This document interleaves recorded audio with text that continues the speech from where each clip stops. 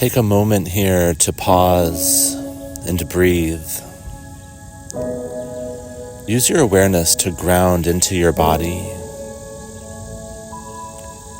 noticing the points of contact you have with the ground or your seat, and really becoming aware of the structure in your body, the bones. We call this stira, and it makes space for sukha, the sweet space.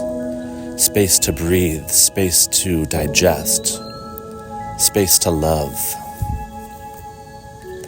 And just remember that today's full moon is a little bit conflicted.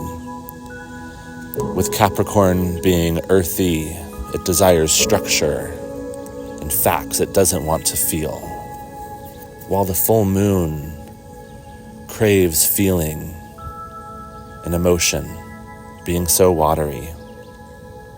And so just remember this as you go through your day today. Try not to react. Breathe into conflict, breathe into friction, and give yourself permission to slow down and to just exist. You got this.